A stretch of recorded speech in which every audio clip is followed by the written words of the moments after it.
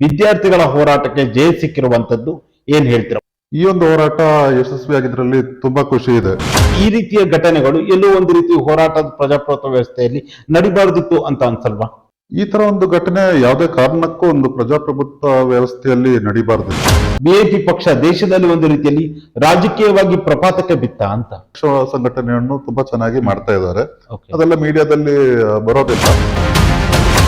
Hi hello ನಮಸ್ಕಾರ, ನಾನು ಅಭಿಷೇಕ್ ಶೃಂಗೇರಿ.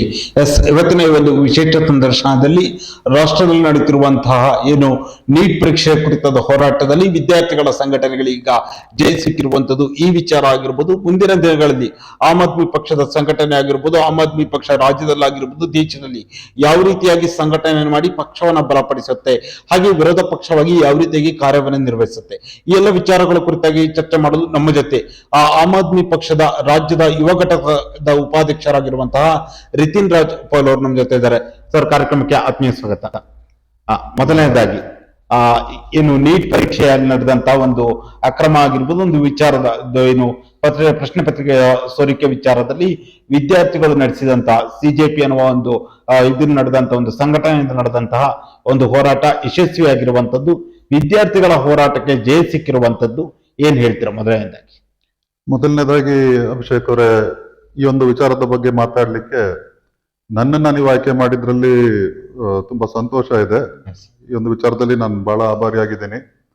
ಮತ್ತೆ ಈ ಒಂದು ಸ್ಟೂಡೆಂಟ್ಸ್ ಹೋರಾಟ ಏನಿದೆ, ಅದು ಈಗಷ್ಟೇ ಸಿಕ್ಕಿರೋ ಮಾಹಿತಿ ಪ್ರಕಾರ ಅವರ ಒಂದು ಹೋರಾಟಕ್ಕೆ ಯಶಸ್ವಿ ಸಿಕ್ಕಿದೆ. ಸೊ ಈ ಸ್ಟೂಡೆಂಟ್ಸ್ ಪ್ರೊಟೆಸ್ಟ್ ಏನಿದೆ ದೇಶಾದ್ಯಂತ ನಡೆದಾಗೆಲ್ಲ ತುಂಬಾ ಅದಕ್ಕೆ ಒಂದು ಮಾನ್ಯತೆ ಸಿಕ್ಕಿದೆ. ಈ ಒಂದು ಹೋರಾಟ ಯಶಸ್ವಿಯಾಗಿದ್ರಲ್ಲಿ ತುಂಬಾ ಖುಷಿ ಇದೆ. ಮತ್ತೆ ಮುಖ್ಯವಾಗಿ ಹೇಳ್ಬೇಕಂತ ಹೇಳಿದ್ರೆ, ಈ ಒಂದು ಇದೇ ನಮ್ಮ ಧರ್ಮೇಂದ್ರ ಪ್ರಧಾನ್ ಅವರು ಕೂಡ ಹಿಂದೆ ಒಂದು ಕಾಲದಲ್ಲಿ ಇದೇ ತರ ಒಂದು ಪೇಪರ್ ಲೀಕಿಗೆ ಹೋರಾಟ ಮಾಡಿ 1500 ಮಕ್ಕಳನ್ನ ಸೇರಿಸಿ ಒರಿಸ್ಸಾ ವಿಧಾನಸಭೆ ಮುಂದೆ ಹೋರಾಟ ಮಾಡಿ ಅಲ್ಲಿ ಲಾಠಿ ಚಾರ್ಜ್ ಆಗಿ ಆ ಒಂದು ಹೋರಾಟ ಅಲ್ಲಿ ನಿಂತೋಯ್ತು. ಅದೊಂದು ಯಶಸ್ವಿ ಆಗಿಲ್ಲ ಅಂತ ಕಾಣುತ್ತೆ. ಬಟ್ ಇವತ್ತಿನ ಯುವಕರು ಅವತ್ತಿನ ಯುವಕರ ತರ ಅಲ್ಲ. ಅವರ ವಾಯ್ಸ್ ಅನ್ನ ಅವ್ರು ತೋರಿಸ್ತಾರೆ, ಅವ್ರನ್ನ ತುಳಿಯೋಷ್ಟು ಅವ್ರು ಮತ್ತೆ ಎದ್ದು ಬರ್ತಾರೆ. ಅದು ನಾವು ಮೊನ್ನೆ ಜಂತರ್ ಮಂತರ್ ಅಲ್ಲಿ ಕಂಡು ಬಂದಂತ ದೃಶ್ಯಗಳು ನೋಡಿದ್ರೆ ನಮಗೆ ಗೊತ್ತಾಗುತ್ತೆ. ನಿಜವಾಗ್ಲೂ ಈ ಒಂದು ಹೋರಾಟಕ್ಕೆ ಯಶಸ್ವಿ ಸಿಕ್ಕಿದ್ರಲ್ಲಿ ನಾನು ಹೋರಾಟವನ್ನು ಮುಂಚೂಣಿಯಲ್ಲಿ ನಿಂತು ನಡೆಸಿದವ್ರಿಗೆ, ಸೋನಮ್ ವಾಂಗ್ಚುಕ್ ಅವರಿಗೆ ಸಪೋರ್ಟ್ ಮಾಡಿದಂತ ಎಲ್ಲರಿಗೂ ಅಭಿನಂದನೆಯನ್ನು ತಿಳಿಸ್ಲಿಕ್ಕೆ ಇಷ್ಟಪಡ್ತೇನೆ. ಯಾಕಂದ್ರೆ ಈ ಒಂದು ಹೋರಾಟದಲ್ಲಿ ವಿದ್ಯಾರ್ಥಿಗಳು 3 ಬೇಡಿಕೆಗಳನ್ನ ಇಟ್ಟಿದ್ರು. ಆ 3 ಬೇಡಿಕೆಗಳನ್ನು ಕೂಡ ಕೇಂದ್ರ ಸರ್ಕಾರ ಈಗ ಒಪ್ಪಿಗೆಯನ್ನು ಕೊಟ್ಟಿರುವಂತದ್ದು, ಬೇಡಿಕೆ ನೀಡಿರುವ ಭರವಸೆ ನೀಡಿರುವಂತದ್ದು, ಅಲ್ಲಿನ ಸಚಿವರ ರಾಜೀನಾಮೆ ಕೂಡ ಈಗ ಆಗಿರುವಂತದ್ದು. ಇಂತಹ ಸಂದರ್ಭದಲ್ಲಿ ಆ 3 ಬೇಡಿಕೆಗಳನ್ನು ಕೂಡ ಕೇಂದ್ರ ಸರ್ಕಾರ ಈಡೇರಿಸಿರುವಂತದ್ದು ವಿದ್ಯಾರ್ಥಿಗಳ ಹೋರಾಟಕ್ಕೆ ಸಂದ ಜಯ ಅಂತ ಅನ್ಸ್ತಿಲ್ವಾ? ಖಂಡಿತ ಇದು ವಿದ್ಯಾರ್ಥಿಗಳ ಹೋರಾಟಕ್ಕೆ ತಂದಂತ ಒಂದು ಜಯನೇ. ಮತ್ತೆ ಪ್ರಜಾಪ್ರಭುತ್ವ ವ್ಯವಸ್ಥೆಯಲ್ಲಿ ಇವಾಗ ಸಾಮಾನ್ಯ ಜನತೆಗೆ ಅವರ ಒಂದು ಕೊರತೆಗಳನ್ನ ತೋರಿಸ್ಲಿಕ್ಕೆ ಆಗುವಂತ ಒಂದೇ ಒಂದು ವಿಧಾನ ಅಂದ್ರೆ ಹೋರಾಟ. ಜನಪ್ರತಿನಿಧಿಗಳು ಅವರ ವಿಚಾರವನ್ನು ಅವರ ಮಟ್ಟದಲ್ಲಿ ಅವರು ಮಾಡ್ಕೋತಾರೆ. ಆದ್ರೆ ಸಾಮಾನ್ಯ ಒಬ್ಬ ಮನುಷ್ಯನಿಗೆ ಅವನ ಕುಂದುಕೊರತೆಯನ್ನು ತೋರಿಸ್ಲಿಕ್ಕೆ ಇದೊಂದೇ ದಾರಿ ಇರೋದು. ಹೋರಾಟ ಅನ್ನೋದು ಪ್ರಜಾಪ್ರಭುತ್ವದ ಒಂದು ಬೆನ್ನೆಲುಬಿದ್ದಂಗೆ, ಅದನ್ನ ತುಳಿದಾಕ್ಲಿಕ್ಕೆ ನೋಡಬಾರ್ದು. ಇದೇ ವಿಚಾರ ಮಾತಾಡ್ಬೇಕಂದ್ರೆ, ನಾನು ಹೆಚ್ಚು ಕಡಿಮೆ 2003ರಲ್ಲಿ ಅವಾಗ ನೀಟ್ ಇರ್ಲಿಲ್ಲ, ಸಿಇಟಿ ಅಂತ ನಡೀತಾ ಇತ್ತು, ಸ್ಟೇಟ್ ವೈಸ್ ನಡೀತಾ ಇತ್ತು, ಕಾಮನ್ ಎಂಟ್ರೆನ್ಸ್ ಟೆಸ್ಟ್ ಅಂತ ನಡೀತಾ ಇತ್ತು. ಅವಾಗ ಈಗ ಇಂಜಿನಿಯರಿಂಗ್ ಕಾಲೇಜಸ್, ಮೆಡಿಕಲ್ ಕಾಲೇಜಸ್ ಆಗಿರ್ಬೋದು, ಗವರ್ಮೆಂಟ್ ಸೀಟ್ಸ್ ಮತ್ತೆ ಮ್ಯಾನೇಜ್ಮೆಂಟ್ ಸೀಟ್ಸ್ ಅಂತ ಇರುತ್ತೆ. ಅವಾಗ 75% ಗವರ್ಮೆಂಟ್ ಸೀಟ್ಸ್, 25% ಮ್ಯಾನೇಜ್ಮೆಂಟ್ ಸೀಟ್ಸ್ ಅಂತ ಇತ್ತು. ಅದನ್ನ 50-50 ಮಾಡ್ಲಿಕ್ಕೆ ಹೊರಟಿದ್ರು. ಅವತ್ತು ಸ್ಟೂಡೆಂಟ್ಸ್ ನಾವು ಎಲ್ಲ ಬೀದಿಗಿಳಿದು ಪ್ರೊಟೆಸ್ಟ್ ಮಾಡಿದ್ವಿ. ಮಂಗಳೂರಲ್ಲಿ ಕೆನರಾ ಕಾಲೇಜಲ್ಲಿ ನಾನು ಓದ್ತಾ ಇದ್ದೆ. ಅವತ್ತು ABVP ಅವರು ಮುಂಚೂಣಿಯಲ್ಲಿ ನಿಂತು ನಡೆಸಿದಂತ ಒಂದು ಹೋರಾಟದಲ್ಲಿ ನಾನು ಕೂಡ ಭಾಗಿಯಾಗಿ DC ಆಫೀಸಿಗೆ ಹೋಗಿ ಒಂದು ಪೆಟಿಷನ್ ನ ಕೊಟ್ಟಿದ್ವಿ. ಅವತ್ತಿನ ಸರ್ಕಾರ ಅದನ್ನ ಅಂಗೀಕಾರ ಮಾಡಿ 75-25 ಏನ್ ಸೀಟ್ ಶೇರಿಂಗ್ ಫಾರ್ಮುಲಾ ಇತ್ತು ಅದನ್ನೇ ಕಂಟಿನ್ಯೂ ಮಾಡ್ತು. ಅವತ್ತು ಈ ಒಂದು ಮಟ್ಟಕ್ಕೆ ಹೋರಾಟ ಹೋಗುವಂತ ಅವಶ್ಯಕತೆ ಬಂದಿಲ್ಲ. ಸರ್ಕಾರ ಶುರುವಲ್ಲೇ ಅದಕ್ಕೆ ಸ್ಪಂದಿಸಿ ಸೂಕ್ತವಾದ ತೀರ್ಮಾನವನ್ನು ತಗೊಂಡು ನಮ್ಮ ಬೇಡಿಕೆಗಳನ್ನ ಈಡೇರಿಸಿತ್ತು. ಇವತ್ತಿನ ಒಂದು ವಿಚಾರ ಏನಂದ್ರೆ, ತುಂಬಾ ದೊಡ್ಡ ಮಟ್ಟದ ಹೋರಾಟದ ಅವಶ್ಯಕತೆ ಬೇಕಾಗಿ ಬಂತು. ಏನೇ ಆದ್ರೂ ಇದು ಪ್ರಜಾಪ್ರಭುತ್ವದ ಒಂದು ಜಯ. ಹಾಗೆ ಕೇಂದ್ರ ಸರ್ಕಾರ ಕೂಡ ಈ ಒಂದು ಹೋರಾಟದ ಏನು ಅವರ ಬೇಡಿಕೆಗಳಿತ್ತು ಅದನ್ನ ಈಡೇರಿಸಿದ್ರಲ್ಲಿ ಅವರಿಗೂ ಕೂಡ ನಾನು Yes. ಅಭಿನಂದನೆಯನ್ನು ಸಲ್ಲಿಸಲಿಕ್ಕೆ ಇಷ್ಟಪಡ್ತೇನೆ. ಅದೇ ರೀತಿಯಲ್ಲಿ ಜಂತರ್ ಮಂತರಲ್ಲಿ ಪ್ರತಿಭಟನೆ ಆದ ಸಂದರ್ಭದಲ್ಲಿ ಆ ಒಂದು ಕಡೆ ವಿದ್ಯಾರ್ಥಿಗಳ ಮೇಲೆ ಲಾಠಿ ಚಾರ್ಜ್ ಆಯ್ತು ಅಂತ ಹೇಳ್ತಾರೆ. ವಿದ್ಯಾರ್ಥಿಗಳಿಗೂ ಕೂಡ ಕೆಲ ವಿದ್ಯಾರ್ಥಿಗಳು ಕೂಡ ಗಾಯಗಳಾಗಿರುವಂತದ್ದು, ಹಾಗೆ ಕೆಲವರು ಕೂಡ ಅಲ್ಲಿ ಇಲ್ಲ ಸಲ್ಲದಾಗಿ ಪೊಲೀಸರ ಮೇಲೆ ಕೂಡ ಕೈ ಮಾಡಿರುವಂತಹ ಘಟನೆಗಳು ಕೂಡ ನೋಡಿರುವಂತದ್ದು, ಪೊಲೀಸರಿಗೆ ಕಲ್ಲನ್ನು ಹೊಡೆದಿರುವಂತದ್ದು. ನಾನು ವಿದ್ಯಾರ್ಥಿಗಳಾಗಿರ್ಬೋದು, ಪೊಲೀಸರು ಯಾರ್ದು ಸರಿ ತಪ್ಪು ಅಂತ ಹೇಳ್ತಾ ಇಲ್ಲ, ಬಟ್ ಈ ರೀತಿಯ ಘಟನೆಗಳು ಎಲ್ಲೋ ಒಂದು ರೀತಿ ಹೋರಾಟದ ಪ್ರಜಾಪ್ರಭುತ್ವ ವ್ಯವಸ್ಥೆಯಲ್ಲಿ ನಡಿಬಾರ್ದಿತ್ತು ಅಂತ ಅನ್ಸಲ್ವಾ? ಈ ತರ ಒಂದು ಘಟನೆ ಯಾವುದೇ ಕಾರಣಕ್ಕೂ ಒಂದು ಪ್ರಜಾಪ್ರಭುತ್ವ ವ್ಯವಸ್ಥೆಯಲ್ಲಿ ನಡಿಬಾರ್ದಿತ್ತು. ಅದು ಯಾವುದೇ ಕಾರಣಕ್ಕೂ ನಮಗೆ ಒಪ್ಲಿಕ್ಕೆ ಸಾಧ್ಯ ಇಲ್ಲ. ಕರೆಕ್ಟ್. ಇದರಲ್ಲಿ ಏನಂದ್ರೆ ಅಲ್ಲಿ ಜಂತರ್ ಮಂತರಲ್ಲಿ ಸೆಕ್ಯೂರಿಟಿ ಫೇಲ್ಯೂರ್ ಕೂಡ ಆಗಿದೆ ಅಂತ ಕಾಣುತ್ತೆ. Yes, ಎಲ್ಲೋ ಒಂದು ಕೆಲವೊಂದು ದಿನಗಳಲ್ಲಿ ಹ್ಮ್ ಬ್ಯಾಗ್ ಚೆಕ್ ಮಾಡ್ದೇನೆ ಇಲ್ಲ ಏನು ಚೆಕ್ ಮಾಡ್ದೇನೆ ಜನಗಳನ್ನ ಒಳಗಡೆಗೆ ಬಿಡುವಂತ ಒಂದು ದೃಶ್ಯಗಳು ಕೂಡ ಕಂಡು ಬಂದಿದೆ. ಮತ್ತೆ ಇನ್ನೊಂದೇನಂದ್ರೆ ಸ್ಟೂಡೆಂಟ್ಸಿಗೆ ಈ ಹೋರಾಟವನ್ನು ಆಯೋಜನೆ ಮಾಡಿದಂತವ್ರು ಕ್ಲಿಯರ್ ಕಟ್ ಆಗಿ ಹೇಳ್ತಾ ಇದ್ರು ಯಾವುದೇ ಕಾರಣಕ್ಕೂ ವೈಲೆನ್ಸ್ ನಮಗೆ ಬೇಡ ಅಂತ. Yes correct. ಆ ಮಾತನ್ನ ಕೇಳ್ದೇನೆ ಬಂದವರು ಇರ್ಬೋದು, ಕೆಲವರು ಈ ಒಂದು ಹೋರಾಟವನ್ನ ದಿಕ್ಕು ತಪ್ಪಿಸ್ಲಿಕ್ಕೋಸ್ಕರ ಎಸ್ ಬಂದವರು ಇರ್ಬೋದು, ನಮಗೆ ವ್ಯಕ್ತವಾಗಿ ಅದು ಗೊತ್ತಿಲ್ಲ. ಬಟ್ ಅಲ್ಲಿಂದ ಶುರುವಾಗಿದ್ದು ಎಸ್ ಕರೆಕ್ಟ್. ಅಲ್ಲಿಂದ ಶುರುವಾಗಿದ್ದು ಇವಾಗ ಒಂದು ಹೋರಾಟ ನಡಿಬೇಕಾದ್ರೆ ಯಾವನೋ ಒಬ್ಬ ಬಂದು ಒಂದು ಕಲ್ ತೆಗ್ದಿಸಿದ್ರೆ ಅದು ವೈಲೆಂಟ್ ಆಗಿ ಕನ್ವರ್ಟ್ ಆಗ್ಬಿಡುತ್ತೆ. ಪೊಲೀಸರಿಗೂ ಕೆಲವಾಗ ಸೂಚನೆ ಇರುತ್ತೆ, ವೈಲೆಂಟ್ ಆದ್ರೆ ನೀವು ಲಾಠಿ ಚಾರ್ಜ್ ಮಾಡಿ ಅಂತ ಸೂಚನೆ ಇರುತ್ತೆ. ಮೇಲಿಂದ ಸೂಚನೆ ಇಲ್ದೇನೆ ಯಾವುದೇ ಕಾರಣಕ್ಕೂ ಪೊಲೀಸ್ ಅವರು ಇದು ಮಾಡ್ಲಿಕ್ಕೆ ಹೋಗಲ್ಲ. ಸೊ ಅದು ಕೂಡ ಮಾಡಬಾರ್ದಿತ್ತು ಅಂತಾನೆ ನಂದು ಒಂದು ವೈಯಕ್ತಿಕ ಅಭಿಪ್ರಾಯ. ಎಸ್, ಯಾಕಂದ್ರೆ ಈಗ ಹೋರಾಟ ಕೂಡ ಅತ್ಯಂತ ವಿದ್ಯಾರ್ಥಿಗಳು ಅತ್ಯಂತ ಸುಸಜ್ಜಿತವಾಗಿ ವ್ಯವಸ್ಥಿತವಾಗಿ, ಹಾಗೆ ವಿದ್ಯಾರ್ಥಿಗಳು ಕೂಡ ಅತ್ಯಂತ ಪರಿಣಾಮಕಾರಿಯಾಗಿ ಹೋರಾಟವನ್ನ ಮಾಡ್ತಾ ಇದ್ರು, ಅವರ ಬೇಡಿಕೆಗಳನ್ನು ಕೂಡ ಇಡ್ತಾ ಇದ್ರು. ಇಂತಹ ಸಂದರ್ಭದಲ್ಲಿ ಕೆಲ ರಾಜಕಾರಣಿಗಳ ಎಂಟ್ರಿ ಆಗುವುದರ ಮೂಲಕ ಆ ಒಂದು ವಿದ್ಯಾರ್ಥಿಗಳ ಹೋರಾಟದ ಒಂದು ಲಾಭವನ್ನ ಎನ್ಕ್ಯಾಶ್ ಮಾಡ್ಕೊಳ್ಳುವ ಒಂದು ಪ್ರಯತ್ನವನ್ನ ಕೆಲ ಪಕ್ಷಗಳಲ್ಲಿ ಮಾಡಿದ್ರು ಅಂತ ಅನ್ಸ್ತಾ ಇಲ್ವಾ? ನೋಡಿದ್ರೆ ಹಾಗೆ ಅನಿಸ್ತಾ ಇದೆ ಅದು. ಮತ್ತೆ ನಮ್ಮ ಈಗ ಒಂದು ಪ್ರಜಾಪ್ರಭುತ್ವ ವ್ಯವಸ್ಥೆಯಲ್ಲಿ ಈಗ ನಾವ್ ಯಾವುದೇ ಪಕ್ಷದಲ್ಲಿ ಇರ್ಬೋದು, ಬಟ್ ಕೆಲವೊಂದು ಯಾರೋ ಒಬ್ರು ಮಾಡುವಂತದ್ದು ಸರಿ ಅಂತ ಅನ್ಸಿದ್ರೆ ಅದಕ್ಕೆ ಹೋಗಿ ಸಪೋರ್ಟ್ ಮಾಡೋದ್ರಲ್ಲಿ ತಪ್ಪೇನಿಲ್ಲ. ಅದನ್ನ ಯಾವ ರೀತಿಯಲ್ಲಿ ಯಾರು ಎನ್ಕೇಜ್ ಮಾಡ್ಕೋತಾರೆ ಅನ್ನೋದು ಅದು ಅವರ ಎಬಿಲಿಟಿಗೆ ಬಿಟ್ಟಿರುವಂತದ್ದು. ಖಂಡಿತವಾಗ್ಲೂ ಎಲ್ಲ ಪಕ್ಷದವರು ಅದನ್ನ ಎನ್ಕೇಜ್ ಮಾಡ್ಲಿಕ್ಕೆ ನೋಡಿದ್ದಾರೆ.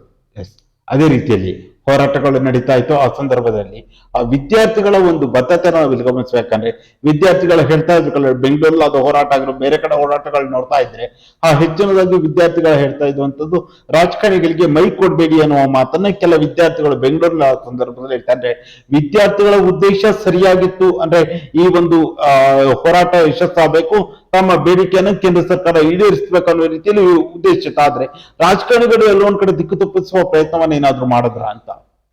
ರಾಜಕಾರಣಿಗಳು ನಿಮಗೆ ಗೊತ್ತಿರೋ ಹಾಗೆ ಏನೇ ಒಂದು ವೇದಿಕೆ ಸಿಕ್ಕಿದ್ರು ಅವರ ಲಾಭಕ್ಕೋಸ್ಕರ ಅವರು ಒಂದೊಂದು ಹೇಳಿಕೆಗಳನ್ನ ಕೊಡ್ತಾರೆ. ಕೆಲವಾಗ ಆ ಒಂದು ಸಬ್ಜೆಕ್ಟ್ ಮೇಲೆ ಇವತ್ತಿನ ಹೋರಾಟ ನಡೆದಿರೋದು. ಅದರ ಬೇರೆ ಒಂದು ವಿಚಾರವನ್ನು ಅಲ್ಲಿ ಎತ್ಬಿಟ್ರೆ ಅದು ಎಲ್ಲ ಒಂದ್ ಕಡೆ ಅದು ಡೈವರ್ಟ್ ಆಗ್ಬಿಡುತ್ತೆ. ಮತ್ತೆ ರಾಜಕಾರಣಿಗಳು ಮಾತ್ರ ಅಲ್ಲ, ನಮ್ಮ ವಿಜುವಲ್ ಮೀಡಿಯಾದವರು ಕೂಡ ಅಷ್ಟೇ, ಮೇನ್ ಸ್ಟ್ರೀಮ್ ಮೀಡಿಯಾದವರು ಕೂಡ ದಿಕ್ಕು ತಪ್ಪಿಸುವಂತ ಕೆಲಸವನ್ನು ಕೂಡ ಮಾಡಿದ್ದಾರೆ. ಅದೆಲ್ಲ ಒಂದು ಅಜೆಂಡಾ ಇಟ್ಕೊಂಡು ಹೋಗುವಂತ ರೀತಿಗಳು ಕಾಣ್ತಾ ಇದೆ. ಮೇನ್ ಸ್ಟ್ರೀಮ್ ಮೀಡಿಯಾ ಇವತ್ತು ತುಂಬಾ ಒಂದು ಕೆಟ್ಟ ರೀತಿಯಲ್ಲಿ ಮಾಡ್ತಾ ಇದೆ. ಈ ಒಂದು ಏನು ತೋರಿಸ್ತಾ ಇದೆ ಅದನ್ನ ಕೆಲವೊಂದು ಅಜೆಂಡಾ ಇಟ್ಕೊಂಡು ತೋರಿಸ್ತಾ ಇದೆ. ಇವಾಗ ನಾವು ಮೇನ್ ಸ್ಟ್ರೀಮ್ ಮೀಡಿಯಾ ನೋಡಿದ್ರೆ, ಮೇನ್ ಮೀಡಿಯಾ ಹೌಸಸ್ ನಾವು ನೋಡಿದ್ರೆ ಅವರು ನಿಜವಾದ ಮುದ್ದೆಗಳ ಬಗ್ಗೆ ಮಾತಾಡ್ತಾ ಇಲ್ಲ. ಅದನ್ನ ಎಲ್ಲಿ ಡೈವರ್ಟ್ ಆಗಿರುತ್ತೋ ಅದ್ರ ಬಗ್ಗೆ ಮಾತ್ರ ಅಲ್ಲಿ ಹೋಗಿ ಕೇಳೋದು. ಇವಾಗ ಪ್ರೊಟೆಸ್ಟರ್ಸ್ ಹತ್ರನೂ ಹೋಗ್ಬಿಟ್ಟು ಈ ಸಬ್ಜೆಕ್ಟ್ ಬಿಟ್ಟಿರೋ ವಿಚಾರಗಳನ್ನ ಕೇಳುವಂತದ್ದು ಕಂಡು ಬಂದಿದೆ. ಅದನ್ನು ಕೂಡ ಬಹಳ ಸ್ಟ್ರಾಂಗ್ ಆಗಿ ನಾನು ಖಂಡಿಸ್ತೇನೆ. ಆತರ ಆಗ್ಬಾರ್ದು. ಮೀಡಿಯಾದವರಿಗೆ ನಮ್ಮ ಪ್ರಜಾಪ್ರಭುತ್ವದಲ್ಲಿ ಒಂದು ಬಹಳ ದೊಡ್ಡ ಒಂದು ಸ್ಥಾನ ಇದೆ. ಅದರಲ್ಲೂ ಪ್ರಮುಖವಾಗಿ ಡಿಜಿಟಲ್ ಮೀಡಿಯಾಗಳೇನು ಹೇಳ್ತೀವಿ, ಸೋಷಿಯಲ್ ಮೀಡಿಯಾಗಳು ಕೂಡ ಬಹುತೇಕವಾಗಿ ವಿದ್ಯಾರ್ಥಿಗಳ ಪರವಾಗಿ, ಹೋರಾಟದ ಪರವಾಗಿ ಇದನ್ನ ಕೂಡ ಗಮನಿಸಬೇಕಾಗಿದೆ. ಯಾಕಂದ್ರೆ ವಿದ್ಯಾರ್ಥಿಗಳ ಪರವಾಗಿ ಹೆಚ್ಚಿನದಾಗಿ ಬೇರೆ ಬೇರೆ ರೀತಿಯಲ್ಲಿ ಶಾರ್ಟ್ಸ್ ಗಳಾಗಿರ್ಬೋದು, ಬೇರೆ ಬೇರೆ ರೀತಿಯಲ್ಲಿ ರೀಲ್ಸ್ ಟೈಪ್ ಅಲ್ಲಿ ಆಗಿರ್ಬೋದು, ಬೇರೆ ಬೇರೆ ರೀತಿ ನ್ಯೂಸ್ ಗಳು ಮಾಡುವ ಮೂಲಕ ಆ ಡಿಜಿಟಲ್ ಮೀಡಿಯಾಗಳು ಕೂಡ ವಿದ್ಯಾರ್ಥಿಗಳ ಬೆಂಬಲವಾಗಿ ಕೂಡ ನಿಂತಿದ್ದು ವಿಚಾರ ಕೂಡ ಗಮನಿಸಬೇಕಾಗತ್ತೆ.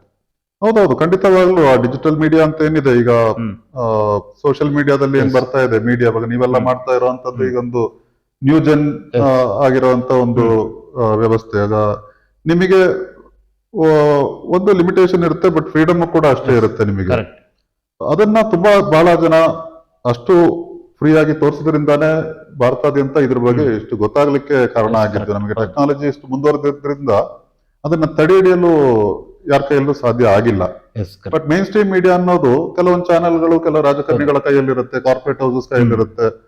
ಅವರಿಗೆ ಅವ್ರ ಮೇಲೆ ಒತ್ತಡಗಳಿರುತ್ತೆ, ಸರ್ಕಾರದ ವಿರುದ್ಧವಾಗಿರೋದೇನು ತೋರಿಸ್ಬೇಡಿ ಅಂತ, ಇಲ್ಲಾಂದ್ರೆ ಈ ರೀತಿಲಿ ಈ ಒಂದು ನ್ಯೂಸ್ ಅನ್ನ ತೋರಿಸಿ ಅಂತ ಪ್ರೆಷರ್ ಇರುತ್ತೆ. ಅವ್ರು ಅದನ್ನ ಮಾಡ್ಲೇಬೇಕಾಗುತ್ತೆ, ಅವ್ರದ್ದು ಒಂದು ಎಸ್ ಕರೆಕ್ಟ್. ಜೀವನದ ಒಂದು ಭಾಗ. ಹೌದು, ಆತರ ಆಗಿದೆ. ಬಟ್ ಏನಂದ್ರೆ ಜರ್ನಲಿಸಂ ಅನ್ನೋದು ಬಹಳ ಒಂದು ದೊಡ್ಡ ಒಂದು ಫೀಲ್ಡ್. ಅವರು ಓದಿರೋಂಥದ್ದನ್ನ ನ್ಯಾಯವಾದ ರೀತಿಯಲ್ಲಿ ಬಳಸ್ಲಿಕ್ಕೆ ಆಗಿಲ್ಲ ಅಂದ್ರೆ ಮತ್ತೆ ಆ ಒಂದು ಶಿಕ್ಷಣಕ್ಕೆ ಉಪಯೋಗ ಇಲ್ದಂಗ ಆಗ್ಬಿಡುತ್ತೆ. ಆತರ ಆಗ್ಬಾರ್ದು. ಅದೇ ರೀತಿ ನೀಟ್ ಪರೀಕ್ಷೆ ಅಂತ ಬಂದಾಗ ಆ ಒಂದು ನಾವು ಎಲ್ಲೋ ಒಂದ್ ಕಡೆ ಅನುಮಾನ ಬರುತ್ತೆ. ಒಂದು ದೇಶದಲ್ಲಿ ಇರುವಂತ ಅತ್ಯಂತ ಪ್ರಮುಖ ಪರೀಕ್ಷೆಗಳಲ್ಲಿ ನೀಟ್ ಪರೀಕ್ಷೆ ಕೂಡ ಒಂದು ನಮ್ಮ ವ್ಯವಸ್ಥೆಗೆ ಒಂದು ಪರೀಕ್ಷೆಯನ್ನು ಕೂಡ ಸರಿಯಾಗಿ ನಡೆಸಲಿಕ್ಕೆ ಆಗಲ್ವಾ, ಸರಿಯಾಗಿ ನಡೆಸಲಿಕ್ಕೆ ಬರಲ್ವಾ ಅನ್ನುವ ಒಂದು ಡೌಟ್ ಕೂಡ ಬರಲ್ವಾ? ಖಂಡಿತವಾಗ್ಲೂ ಇದು ಮೊದಲನೇ ಪೇಪರ್ ಲೀಕ್ ಅಲ್ಲ. ಇದು 2022ರಲ್ಲೂ ಕೂಡ ನೀಟ್ ಪೇಪರ್ ಲೀಕ್ ಆಗಿತ್ತು ಅಂತ ಕಾಣುತ್ತೆ. ಕಳೆದ ಒಂದು 8-10 ವರ್ಷದಲ್ಲಿ 150ಕ್ಕೂ ಹೆಚ್ಚು ಕಾಂಪಿಟೇಟಿವ್ ಎಕ್ಸಾಮ್ಸ್ ಪೇಪರ್ ಲೀಕ್ ಆಗಿದೆ. ಸೊ ಇದು ಇವತ್ತು ಈ ಒಂದು ವಿಚಾರ ಇಷ್ಟು ದೊಡ್ಡ ಮಟ್ಟಕ್ಕೆ ಹೋಗಿದ್ದಕ್ಕೆ ನಮಗೊಂದು ಏನೋ ಒಂದು ರಿಸಲ್ಟ್ ಕಂಡು ಬಂದಿದೆ. ರೆಸಿಗ್ನೇಷನ್ ಅಂತ ಏನ್ ಕೊಟ್ಟಿದ್ದಾರೆ ಅದು ಒಳ್ಳೇದೇ. ಬಟ್ ಇಷ್ಟು ವರ್ಷ ಆಗಿರೋದಕ್ಕೆ ಯಾರಿಗೂ ಏನು ದಂಡ ಬಿದ್ದಿಲ್ಲ. 150 ಚಿಲ್ಲರೆ ಪೇಪರ್ ಲೀಕ್ಸ್ ಆಗಿದೆ. ಎಷ್ಟು ಜನಕ್ಕೆ ಡಿಸ್ಮಿಸ್ ಮಾಡೋದೋ ಇಲ್ಲ ಸಸ್ಪೆಂಡ್ ಮಾಡೋದೋ ಮಾಡಿದ್ದಾರೆ ಅನ್ನೋ ಮಾಹಿತಿ ಏನಾರು ಇದೆಯಾ? ಯಾರಿಗೂ ಕೂಡ ಆಗಿಲ್ಲ. ಸೊ ಅವಾಗ ಏನಾಗುತ್ತೆ ಅಂದ್ರೆ ನಾವು ತಪ್ಪು ಮಾಡಿದ್ರು ನಮಗೆ ಏನು ತೊಂದರೆ ಇಲ್ಲ ಅನ್ನೋ ಒಂದು ಮನಸ್ಥಿತಿಗೆ ಹೋಗ್ಬಿಡ್ತಾರೆ ಈ ಅಧಿಕಾರಿ ವರ್ಗದವರು ಇರ್ಬೋದು, ರಾಜಕಾರಣಿಗಳು ಇರ್ಬೋದು. ಅದಕ್ಕೆ ಈಗ ಒಂದು ಎಜುಕೇಶನ್ ಮಿನಿಸ್ಟರ್ ರಾಜೀನಾಮೆ ಕೊಟ್ಟಿದ್ದಾರೆ ಅಂತ ಹೇಳಿದ್ರೆ ಅದು ಕೇಂದ್ರ ಸರ್ಕಾರದಿಂದ ಜನಗಳಿಗೆ ಒಂದು ಸಂದೇಶ ಕೊಟ್ಟಂಗೆ, ನಾವು ಸುಮ್ಮನೆ ಇರಲ್ಲ ಅನ್ನೋದು. ಕೊಟ್ಟಿದ್ದು ಇಷ್ಟು ದೊಡ್ಡ ಒಂದು ಹೋರಾಟ ಆಗ್ಲಿಕ್ಕಿಂತ ಮುಂಚೆನೆ ಮಾಡ್ಬೇಕಿತ್ತು, ಸ್ವಲ್ಪ ಡಿಲೇ ಆಯ್ತು. ಅಲ್ಲಿಗೆ ಜನಗಳು ಕೂಡ ಈಗ ದೊಡ್ಡ ಮಟ್ಟದಲ್ಲಿ ಈ ಒಂದು ಹೋರಾಟಕ್ಕೆ ಬೆಂಬಲವನ್ನು ಸೂಚಿಸಿದ್ದಾರೆ. ಅದು ಕೇಂದ್ರ ಸರ್ಕಾರಕ್ಕೆ ಗೊತ್ತಾಯ್ತು. ಹಾಗಾಗಿ ಈ ಒಂದು ರಾಜೀನಾಮೆ ಒತ್ತಾಯಪೂರ್ವಕವಾಗಿ ಮಾಡ್ಬೇಕಾಗಿ ಬಂತು. ಇದಕ್ಕಿಂತ ಮುಂಚೆ ನಮ್ಮ ದೇಶದಲ್ಲಿ ನೋಡೋದಾದ್ರೆ ಲಾಲ್ ಬಹದ್ದೂರ್ ಶಾಸ್ತ್ರಿ ಅವರು ಇರ್ಬೋದು, ಹಾಗೆ ಸುಮಾರು ಜನ ಮಿನಿಸ್ಟರ್ಸ್ ಸ್ವೇಚ್ಛೆಯಿಂದ ರಾಜೀನಾಮೆ ಕೊಟ್ಟು ಇಳಿದು ಬಂದಂತ ಸಂದರ್ಭಗಳು ನಡೆದಿದೆ. ಓಕೆ, ಅದೇ ರೀತಿಯಲ್ಲಿ ನೋಡ್ತಾ ಹೋದ್ರೆ ಈಗ 2000 ಒಂದು ಪರೀಕ್ಷೆ ನೀಟ್ ಪರೀಕ್ಷೆ 2013 ಬಹುಶಃ ಪ್ರಾರಂಭ ಆಯ್ತು. 2013ರಿಂದ ಇಲ್ಲಿವರೆಗೆ ನೋಡಿದ್ರೆ ನಡೆದು ಬಂದ ನೀಟ್ ಪರೀಕ್ಷೆ ನಡೆದು ಬಂದ ಹಾದಿಯ ಕುರಿತಾಗಿ ನೋಡಿದ್ರೆ ಹೇಗನ್ಸುತ್ತೆ? ಮೊದಲನೇದಾಗಿ ಮುಂಚೆ ಸ್ಟೇಟ್ ಲೆವೆಲ್ ಅಲ್ಲಿ ನಡೀತಾ ಇತ್ತು ಎಂಟ್ರೆನ್ಸ್ ಎಕ್ಸಾಮ್ಸ್. ಅವಾಗ ಆ ಸ್ಟೇಟಿನ ಸ್ಟೂಡೆಂಟ್ಸಿಗೆ ಪ್ರಾಮುಖ್ಯತೆ ಜಾಸ್ತಿ ಸಿಗ್ತಾ ಇತ್ತು.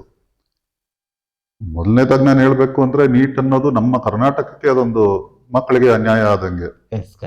ಆಲ್ ಇಂಡಿಯಾ ಎಕ್ಸಾಮ್ಸ್ ಬರುವಾಗ ಇವಾಗ ನಾರ್ತ್ ಅಲ್ಲಿ ಕಾಲೇಜಸ್ ಕಮ್ಮಿ ಇದೆ, ಒಳ್ಳೆ ಕಾಲೇಜಸ್ ಕಮ್ಮಿ ಇದೆ. ನಮ್ಮ ಕರ್ನಾಟಕದಲ್ಲಿ ತುಂಬಾ ಒಳ್ಳೊಳ್ಳೆ ಇನ್ಸ್ಟಿಟ್ಯೂಷನ್, ಮೆಡಿಕಲ್ ಕಾಲೇಜ್ಗಳಿರ್ಬೋದು, ಇಂಜಿನಿಯರಿಂಗ್ ಕಾಲೇಜ್ಗಳಿರ್ಬೋದು, ಹೋಮಿಯೋಪತಿ, ಆಯುರ್ವೇದ ಇವೆಲ್ಲ ಬರುತ್ತೆ ಕಾಮನ್ ಎಂಟ್ರೆನ್ಸ್ ಇದರಲ್ಲಿ. ಈಗ ಏನಾಗುತ್ತೆ ಅಂದ್ರೆ ಇವಾಗ ನಾರ್ತ್ ಅಲ್ಲೆಲ್ಲ ಹಿಂದೆ, ಇವಾಗ ನಾನು ಓದಿದ ಕಾಲೇಜಲ್ಲೂ ಇದ್ರು ನಾರ್ತ್ ಇಂದ ಮಕ್ಳಿದ್ರು. ಅವರು ಒಂದಿಲ್ಲ ಮ್ಯಾನೇಜ್ಮೆಂಟ್ ಕೋಟಾದಲ್ಲಿ ಬರ್ತಿದ್ರು, ಹೈಯರ್ ಫೀಸ್ ಕೊಟ್ಟು. ಇಲ್ಲ ಅಂದ್ರೆ ಎಂಟ್ರೆನ್ಸ್ ಅಲ್ಲಿ ಒಂದು ಸಣ್ಣ ಪರ್ಸೆಂಟೇಜ್ ಔಟ್ಸೈಡ್ ಸ್ಟೇಟ್ ಅವರಿಗೆ ಸಿಗ್ತಿತ್ತು. ನಾರ್ತ್ ಅಲ್ಲಿ ಕಾಲೇಜಸ್ ಕಮ್ಮಿ ಇರೋದ್ರಿಂದ ಅವರು PUC ಮುಗಿಸಿದ್ಮೇಲೆ ಅವರು ಕೆಲವು 1, 2, 3 ವರ್ಷ ಅವರು JEE IIT-ಗೆ ಪ್ರಿಪೇರ್ ಆಗ್ತಾರೆ ಅಥವಾ NIT-ಗೆ. ಅಲ್ಲಿ ಸಿಗದೆ ಇದ್ದಾಗ ಈ ಕಡೆಗೆ ಬರ್ತಾ ಇದ್ರು. ಬಟ್ ಈಗ ಇಲ್ಲಿಗೆ ಬರೋದು ಅವರಿಗೆ ಸುಲಭ ಆಗಿದೆ. ಅದೆಲ್ಲ ಒಂದ್ ಕಡೆ ನಮ್ಮ ಹಿಂದಿನ ಸರ್ಕಾರಗಳೆಲ್ಲ ಒಂದು ಇಂಟ್ರೆಸ್ಟ್ ತಗೊಂಡಿದ್ರಿಂದ ಇಷ್ಟು ಇಂಜಿನಿಯರಿಂಗ್ ಕಾಲೇಜಸ್, ಮೆಡಿಕಲ್ ಕಾಲೇಜಸ್ ನಮ್ಮ ಸ್ಟೇಟ್ ಅಲ್ಲಿ ಇರೋದು. ಅದರ ಬೆನಿಫಿಟ್ಸ್ ಏನಿದೆ ಅದು ನಮ್ಮ ಮಕ್ಕಳಿಗೆ ಸಿಗಬೇಕು. ಅದು ಈಗ ಎಲ್ಲ ಒಂದ್ ಕಡೆ ನಾರ್ತ್ ಇಂಡಿಯಾದಿಂದ ಬರುವಂತ ಮಕ್ಕಳಿಗೆ ಜಾಸ್ತಿ ಸಿಗ್ತಾ ಇದೆ ಅಂತ ಅನಿಸ್ತಾ ಇದೆ. ಅಲ್ಲ, ಅವರು ಕೂಡ ನಮ್ಮ ಭಾರತದವರೇ, ಅವ್ರಿಗೂ ಬರ್ಬೇಕು. ನಮ್ಮ ಕರ್ನಾಟಕವರು ಹೆಚ್ಚಿನ ಪ್ರಯಾರಿಟಿ ಕೊಡಬೇಕು. ಹಾಗಾಗಿ ನಾನು ಹೇಳೋದೇನಂದ್ರೆ ನೀಟ್ ಅನ್ನೋದನ್ನ ಸ್ಕ್ರಾಪ್ ಮಾಡಿ ವಾಪಸ್ ನಮ್ಮ ಕಾಮನ್ ಎಂಟ್ರೆನ್ಸ್ ಟೆಸ್ಟ್ ಏನಿತ್ತು ಅದನ್ನ ತಂದು ರಾಜ್ಯ ಸರ್ಕಾರ ತುಂಬಾ ಒಳ್ಳೆ ರೀತಿಯಲ್ಲೇ ನಡ್ಸ್ಕೊಂಡ್ ಬಂದಿದೆ. ಅದು ಸುಮಾರು ವರ್ಷಗಳಿಂದ ನಡ್ಸ್ಕೊಂಡ್ ಬಂದಿದೆ. ಈಗ ಇನ್ನೊಂದು ಚರ್ಚೆ ಕೂಡ ಇರುವಂತದ್ದು UGC ಅನ್ನುವ ಒಂದು ಎಕ್ಸಾಮ್ ಕೂಡ ನಡೆಯುತ್ತೆ. UGC ಎಕ್ಸಾಮ್ ಕೂಡ ಅತ್ಯಂತ ಸುಸಜ್ಜಿತವಾಗಿ ಪ್ರತಿ ಬಾರಿಯೂ ಕೂಡ ನಡೆಸ್ತಾರೆ. ಅಲ್ಲಿ ಎಲ್ಲಿಯೂ ಕೂಡ ಯಾವುದೇ ರೀತಿಯಾದ ಒಂದು ಪ್ರಶ್ನೆ ಪತ್ರಿಕೆ ಸೋರಿಕೆ ಆಗಲಿ ಯಾವುದು ಕೂಡ ಇದುವರೆಗೂ ಆದ ಇತಿಹಾಸವಿಲ್ಲ. ನಿನ್ನೆಯೂ ಕೂಡ ಎಲ್ಲ ಕಡೆ ಚರ್ಚೆ ಆಗ್ತದೆ. UGC ಎಕ್ಸಾಮ್ ನಡೆಯುವ ರೀತಿ ಇದನ್ನು ಕೂಡ ಮಾಡಬೇಕು ಅನ್ನುವ ಚರ್ಚೆ ಕೂಡ ಇರುವಂತದ್ದು. ಅದೇನ್ ಹೇಳ್ತೀರಾ? ಇದರ UGC ಪರೀಕ್ಷೆಗಳು ಎಕ್ಸಾಕ್ಟ್ಲಿ ಯಾವ ರೀತಿಯಲ್ಲಿ ನಡೆಯುತ್ತೆ ಅಂತ ನನಗೂ ಕೂಡ ಐಡಿಯಾ ಇಲ್ಲ. ಬಟ್ ಹೌದು, ನೀವ್ ಹೇಳ್ದಂಗೆ UGC ಪರೀಕ್ಷಾ ಪತ್ರಿಕೆಗಳು ಲೀಕ್ ಆಗ್ತಾ ಇಲ್ಲ. ಹ್ಮ್ ಅಲ್ಲ, ಮತ್ತೆ ಇದು ಸರ್ಕಾರಕ್ಕೆ ಎಬಿಲಿಟಿ ಇಲ್ಲದೆ ಇರೋದ್ರಿಂದ ಆಗ್ತಾ ಇರೋದಲ್ಲ ಈ ಪೇಪರ್ ಲೀಕ್ ಅನ್ನೋದು. ಬೇಕಂತಾನೆ ಮಾಡ್ತಾ ಇರೋದು ಅಂತಾನೆ ಅನಿಸ್ತಾ. ಕೆಲವು ಅಧಿಕಾರಿಗಳು ಇರ್ಬೋದು ಕರೆಕ್ಟ್, ಹೌದು. ಮಾಡ್ತಾ ಇರೋವಂಥದ್ದು. UGC ಅನ್ನೋದೆಲ್ಲ ಲೀಕ್ ಆಗ್ಬಿಟ್ರೆ ಅದು ತುಂಬಾ ಕೆಟ್ಟ ಒಂದು ಸಂದೇಶ ಕೊಟ್ಬಿಡುತ್ತೆ. ಇವಾಗ ನೀಟ್ ಕೂಡ ಒಂದು ಬಹಳ ಪ್ರಮುಖವಾದ ಒಂದು ಪರೀಕ್ಷೆ. ದೇಶದಲ್ಲಿ ಹೆಚ್ಚು ಕಡಿಮೆ 20-25 ಲಕ್ಷ ಮಕ್ಕಳು ಪ್ರತಿ ವರ್ಷ ಬರೆಯುವಂತ ಒಂದು ಪರೀಕ್ಷೆ. ಕರೆಕ್ಟ್, ಹೌದು. ಹಾಗಾಗಿನೇ ಈ ಒಂದು ಹೋರಾಟಕ್ಕೆ ಇಷ್ಟು ಒಂದು ಬೆಂಬಲ ಸಿಕ್ಕಿದ್ದು. Yes, correct. UGC paper leak ಎಲ್ಲ ಆಗ್ಬಿಟ್ರೆ ಅದು ಸರ್ಕಾರಕ್ಕೆ ತುಂಬಾ ಒಂದು ಕೆಟ್ಟ ಹೆಸರು ತರುತ್ತೆ. ಎಸ್, ಅವರಿಗೆ ಗೊತ್ತು. ಹಾಗಾಗಿ ಅವರದು ಲೀಕ್ ಆಗ್ಲಿಕ್ಕೆ ಬಿಡೋದಿಲ್ಲ. ನೀಟನ್ನು ಕೂಡ ಸರ್ಕಾರ ಮನ್ಸ್ ಮಾಡಿದ್ರೆ ಅವರಿಗೆ ಸೋರಿಕೆ ಆಗದೇನೆ ನಡೆಸಲಿಕ್ಕಿರೋ ತಾಕತ್ತು ನಮ್ಮ ಸರ್ಕಾರಕ್ಕೆ ಇದೆ ಅನ್ನೋ ಭರವಸೆ ನನಗಿದೆ. Okay, okay. ಅದೇ ರೀತಿಯಲ್ಲಿ ಈ ಒಂದು ವಿದ್ಯಾರ್ಥಿಗಳ ಹೋರಾಟಕ್ಕೆ ನಿಮ್ಮ ಪಕ್ಷವು ಕೂಡ ವಿದ್ಯಾರ್ಥಿಗಳಿಗೆ ಬೆಂಬಲ, AP ಪಕ್ಷವು ಕೂಡ ಬೆಂಬಲವನ್ನು ನೀಡಿತು. ವಿದ್ಯಾರ್ಥಿಗಳಿಗೆ ಆತ್ಮಸ್ಥೈರ್ಯವನ್ನು ತುಂಬಾ ಕೆಲಸವನ್ನು ಕೂಡ ಮಾಡಿದ್ರು. ನಿಮ್ಮ ಒಂದು ಪಕ್ಷ ಯಾವ ರೀತಿಯಾಗಿ ಈ ಒಂದು ವಿದ್ಯಾರ್ಥಿಗಳ ಹೋರಾಟಕ್ಕೆ ಬೆಂಬಲವನ್ನು ನೀಡಿದೆ? ನಮ್ಮ ಪಕ್ಷ ಅನ್ನೋದು, ನಮ್ಮ ಪಕ್ಷ ಹುಟ್ಟಿದ್ದ ಮೂಲ ಉದ್ದೇಶಗಳೇ ವಿದ್ಯಾಭ್ಯಾಸ ಮತ್ತೆ ಸ್ವಾಸ್ಥ್ಯ. ಇವೆರಡಕ್ಕೆ ಅತಿ ಹೆಚ್ಚು ಪ್ರಾಮುಖ್ಯತೆ ಕೊಡಬೇಕು ಅಂತ ಒಂದು ಅನಿಸಿಕೆ ಇರುವಂತ ಒಂದು ಪಕ್ಷ ನಮ್ದು. ನಾನು ಕೂಡ ಡೆಲ್ಲಿಲಿ ಹೋಗಿದ್ದೀನಿ, ಅಲ್ಲಿಯ ಶಾಲೆಗಳನ್ನ ನೋಡಿದ್ದೀನಿ, ಅಲ್ಲಿಯ ಕರಿಕ್ಯುಲಮ್ ಅನ್ನ ನೋಡಿದ್ದೀನಿ. ಪಂಜಾಬ್ ಅಲ್ಲೂ ಕೂಡ ಒಂದು ಶಾಲೆ ನೋಡಿದ್ದೆ. ಅದೆಲ್ಲ ತುಂಬಾ ಒಂದು ರೆವಲ್ಯೂಷನರಿ ಮೂವ್ಮೆಂಟ್ ತರಾನೇ ಆಗಿದೆ. ಅದು ನೀವು ಎಲ್ಲ ಕೇಳಿರ್ಬೋದು, ಡೆಲ್ಲಿ ಎಜುಕೇಶನ್ ಬಗ್ಗೆ ಅಂದ್ರೆ ಎಲ್ಲಾ ಕಡೆ ನೀವು ಅಲ್ಲಿಗೆ ಹೋದ ಸಂದರ್ಭದಲ್ಲಿ, ಡೆಲ್ಲಿಗೆ ಸ್ಕೂಲ್ಗಳಿಗೆ ಹೋದ ಸಂದರ್ಭದಲ್ಲಿ ಯಾವ ರೀತಿಯಾದ ಸ್ಕೂಲ್ಗಳಾಗಿರ್ಬೋದು, ಯಾವ ರೀತಿಯಾದ ಫೆಸಿಲಿಟಿಗಳಿದಾವೆ? ನಾನು ಆಕ್ಚುಲಿ ಅಲ್ಲಿ ಹೋದಾಗ ನಾನು ಇಲ್ಲಿಂದ ಫೋನ್ ಮಾಡಿ ಹೇಳಿಸಿ ಹೋಗಿದ್ದು. ಬಟ್ ಅವತ್ತಿನ ದಿನ ನಮಗೆ ಸಾಮಾನ್ಯ ಅಲ್ಲಿ ಹೆಂಗೆ ಅಂದ್ರೆ ದಿನ ವಿಸಿಟರ್ಸ್ ಇರ್ತಿದ್ರು ಎಲ್ಲಾ ಶಾಲೆಗಳಿಗೂ. ದೇಶದಿಂದಾನು ಹೊರಗಡೆಯಿಂದಾನು ಜನ ಬಂದು ವಿಸಿಟ್ ಮಾಡ್ತಾ ಇದ್ರು. ನಮಗೆ ಎಲ್ಲ ಒಳಗಡೆ ಕರ್ಕೊಂಡೋಗಿ ತೋರಿಸ್ಲಿಲ್ಲ. ಯಾಕೆ ಅಂದ್ರೆ ಅವರಿಗೆ ಟೀಚರ್ಸ್ಗೆ ಡಿಸ್ಟರ್ಬೆನ್ಸ್ ಆಗುತ್ತೆ, ಮಕ್ಕಳಿಗೆ ಡಿಸ್ಟರ್ಬೆನ್ಸ್ ಆಗುತ್ತೆ ಅನ್ನೋ ಒಂದು ಉದ್ದೇಶದಲ್ಲಿ ಅವರು ತೋರಿಸ್ಲಿಲ್ಲ. ಅವ್ರು ಹೇಳಿದ್ರು ಅದಕ್ಕೊಂದು ವ್ಯವಸ್ಥೆ ಮಾಡ್ತಾ ಇದೀವಿ, ಪ್ರತಿ ಗುರುವಾರ ಇಷ್ಟು ಜನ ಅಂತ ಹೇಳಿ ನಾವೊಂದು ಅಪಾಯಿಂಟ್ಮೆಂಟ್ ಕೊಟ್ಟು. ಯಾಕಂದ್ರೆ ಹೆಡ್ ಮಿಸ್ಟ್ರೆಸ್ ಬಂದು, ಹೆಡ್ ಮಿಸ್ಟರ್ ಪ್ರಿನ್ಸಿಪಲ್ ಬಂದು ಈ ನೋಡಕ್ ಬಂದವ್ರನ್ನ ಫುಲ್ ಶಾಲೆ ತೋರಿಸ್ತಾ ಇದ್ರು. ಅಂದ್ರೆ ಅಷ್ಟು ಚೆನ್ನಾಗಿ ಮಾಡಿದ್ರು. ಮತ್ತೆಲ್ಲ ವಿಡಿಯೋಗಳೆಲ್ಲ ನೋಡಿದ್ವಿ, ಬಟ್ ಇನ್ಫ್ರಾಸ್ಟ್ರಕ್ಚರ್ ಹೋಗಿ ನೋಡಿದ್ವಿ. ಇನ್ಫ್ರಾಸ್ಟ್ರಕ್ಚರ್ ಎಲ್ಲ ತುಂಬಾ ಅಂದ್ರೆ ತುಂಬಾ ಚೆನ್ನಾಗಿತ್ತು. ಸೊ ಅಲ್ಲಿ ಏನಂದ್ರೆ ಅಲ್ಲಿ ನಮಗೆ ಇಲ್ಲಿ ಒಂದು ಶಾಲೆಯಲ್ಲಿ, ಒಂದು ಗೌರ್ಮೆಂಟ್ ಶಾಲೆ ಅಂದ್ರೆ ಹಳ್ಳಿ ಕಡೆ ಕೆಲವರಲ್ಲಿ 5 ಮಕ್ಕಳು, 2 ಮಕ್ಕಳು, ಇಲ್ಲ 10 ಮಕ್ಕಳು ಇರುವಂತದ್ದು. ಅಲ್ಲಿ 1000, 2000, 5000 ಮಕ್ಕಳಿದ್ದಾರೆ. 5000 ಮಕ್ಕಳಿಗೆ ನಮಗೆ ಫೆಸಿಲಿಟೀಸ್ ಕೊಡ್ಲಿಕ್ಕೆ ನಮಗೆ ಸುಲಭ ಇದೆ. ಸುಲಭ ಅಂದ್ರೆ ಒಂದು ಸ್ವಿಮ್ಮಿಂಗ್ ಪೂಲ್ ಆಗಲಿ, ಒಂದು ಟರ್ಫ್ ಕೋರ್ಟ್, ಒಂದು ರನ್ನಿಂಗ್ ಟ್ರ್ಯಾಕ್ ಎಲ್ಲ, ಸಿಂಥೆಟಿಕ್ ಟ್ರ್ಯಾಕ್ ಎಲ್ಲ ಮಾಡಕ್ಕೆ ನಮಗೆ ಒಂದ್ಸತಿ ಖರ್ಚು ಬರ್ಬೋದು. ಬಟ್ ಅದರ ಬೆನಿಫಿಟ್ 5000 ಇಲ್ಲ 10,000 ಮಕ್ಕಳು ತಗೋತಾ ಇದಾರೆ ಅಂತ ಹೇಳಿದ್ರೆ ಅದೊಂದು ದೊಡ್ಡ ಒಂದು ಹೊರೆ ಅಲ್ಲ ನಮಗೆ. ಬಟ್ ಇಲ್ಲಿ ಆತರ ಮಾಡ್ಬೇಕು ನಾವು ಕೂಡ. ಅಷ್ಟು ಮಕ್ಳು ಇದ್ದಾಗ ನಾವು ಈ ತರ ಫೆಸಿಲಿಟೀಸ್, ಇನ್ಫ್ರಾಸ್ಟ್ರಕ್ಚರ್ ಮಾಡಿದ್ರು ನಮಗೇನು ಲಾಸ್ ಬರಲ್ಲ. ನಾವ್ ಇವಾಗ ನೋಡೋದೇನಂದ್ರೆ ನಮ್ಮ ದೇಶದಲ್ಲಿ ಇವಾಗ ಸ್ಪೋರ್ಟ್ಸ್ ಅಲ್ಲಿ ಕ್ರಿಕೆಟ್ ಒಂದೇ ಇರೋದು. ಬೇರೆ ಸ್ಪೋರ್ಟ್ಸ್ ಅಲ್ಲೆಲ್ಲ ತುಂಬಾ ಅಂದ್ರೆ ಒಂದು ಕ್ರಿಕೆಟ್, ಕಬಡ್ಡಿಯನ್ನು ಹೊರತುಪಡಿಸಿದ್ರೆ ಬೇರೆ ಅಥ್ಲೆಟಿಕ್ ಗಳಾಗಿರ್ಬೋದು, ಯಾವ ಗೇಮ್ಗಳಿಗೂ ಕೂಡ ಹೆಚ್ಚಿನ ಪ್ರಾಶಸ್ತ್ಯ ಸಿಗ್ತಾ ಇಲ್ಲ. ಮತ್ತೆ ಆ ವ್ಯವಸ್ಥೆಗಳು ಕೂಡ ಇಲ್ಲ. ಇವಾಗ ನಮ್ಮ ಊರಲ್ಲೆಲ್ಲ ಈಗ ವಾಲಿಬಾಲ್ ಆಡುವಂತ ಬಹಳ ಒಳ್ಳೆ ಪ್ಲೇಯರ್ಸ್ ಇದ್ದಾರೆ. ಅವ್ರು ಇಲ್ಲೇ ಲೋಕಲ್ ಅಲ್ಲಿ ಆಡ್ಬೇಕು ಬಿಟ್ರೆ ಅವ್ರಿಗೊಂದು ಸ್ಟೇಟ್ ಲೆವೆಲ್ಗೆ ವೇದಿಕೆ ನಿರ್ಮಾಣ, ಒಂದು ವ್ಯವಸ್ಥೆ ಇಲ್ಲ, ಒಂದು ಸಿಸ್ಟಮ್ ಅನ್ನೋದು ಸರಿಯಾಗಿ ಇಲ್ಲ. ಅದೆಲ್ಲ ಸರಿಪಡಿಸ್ಬೇಕು. ನಮ್ಮ ಸರ್ಕಾರಗಳು ಮನಸ್ಸು ಮಾಡಿದ್ರೆ ಅದು ಮಾಡ್ಲಿಕ್ಕೆ ಸಾಧ್ಯ ಇದೆ. ಕರೆಕ್ಟ್. ಅದೇ ರೀತಿಯಲ್ಲಿ ನೋಡಿದ್ರೆ AP ಪಕ್ಷ, ನೀವೀಗ ರಾಜ್ಯ ಯುವ ಘಟಕದ ಉಪಾಧ್ಯಕ್ಷರಾಗಿದ್ದೀರಾ. ಆ ರಾಜ್ಯದಲ್ಲಿ ಈ ಆಮ್ ಆದ್ಮಿ ಪಕ್ಷ ಯಾವ ರೀತಿಯಾದ ಸಂಘಟನೆಯನ್ನ ಮಾಡ್ತಾ ಇದೆ? ರಾಜ್ಯ ಮಟ್ಟದಲ್ಲಿ ಈಗ ನಾವು ಸಣ್ಣ ಪುಟ್ಟ ಹೋರಾಟಗಳನ್ನ ಮಾಡ್ತಾ ಇದೀವಿ. ಪ್ರತಿಯೊಂದು ಜಿಲ್ಲೆಯಲ್ಲೂ ಆಗ್ತಾ ಇದೆ. ಒಂದೊಂದು ಲೋಕಲ್ ವಿಚಾರಗಳನ್ನ ತಗೊಂಡು, ನಮ್ಮ ಕೇಜ್ರಿವಾಲ್ ಅವರು ಕಳೆದ ಬಾರಿ ಬಂದಾಗ ಅವರು ಹೇಳಿದಂತ ಒಂದು ಮಾತಂದ್ರೆ, ಒಬ್ಬ ವ್ಯಕ್ತಿಯ ಮೇಲೆ ಒಂದು ರಾಜ್ಯ ಡಿಪೆಂಡ್ ಆಗಿರಬಾರ್ದು. ನಮ್ಮ ಕರ್ನಾಟಕ ಅಂತ ಹೇಳೋದು ಹಳ್ಳಿಯಲ್ಲೂ ನಾಯಕರುಗಳು ಹುಟ್ಟಬೇಕು. ಅಲ್ಲಿಯೇ ಸಣ್ಣ ಸಣ್ಣ ವಿಚಾರಗಳನ್ನ ನೀವು ತಗೊಂಡ್ಬರ್ಬೇಕು. ಸಣ್ಣ ಮಟ್ಟದಿಂದ ಬೆಳೆದು ಬರಬೇಕು. ನೀವು ಬನ್ನಿ, ನಾನು ಬರ್ತೀನಿ, ಕ್ಯಾನ್ವಾಸಿಗೆ ನಾನು ಬರ್ತೀನಿ. ಬಟ್ ಅಂದ್ರೆ ಒಂದು 10% ನಿಮ್ಮ ಎಫರ್ಟ್ ಬಂದ್ರೆ ಬಾಕಿ 90% ನಾನು ಬಂದಾಗ್ತೀನಿ. ನೀವೇನು ಮಾಡಿದ್ರೆ ನನ್ನ ಹೆಸರಲ್ಲಿ ನೀವು ಇಲ್ಲಿ ಗೆಲ್ಬಹುದು ಅಂತ ನೀವು ಅನ್ಕೋಬೇಡಿ. ಹಾಗಾಗಿ ತುಂಬಾ ಜನ ಈಗ ಆಕ್ಟಿವ್ ಆಗಿ ಮಾಡ್ತಾ ಇದ್ದಾರೆ, ಅವರವರ ಮಟ್ಟದಲ್ಲಿ ಮಾಡ್ತಾ ಇದ್ದಾರೆ. ಇನ್ನು ಮುಂದೆ ಬರುವಂತ ಚುನಾವಣೆಗಳಲ್ಲಿ ಅದರ ಪರಿಣಾಮ ನಮಗೆ ಗೊತ್ತಾಗ್ಬೋದು.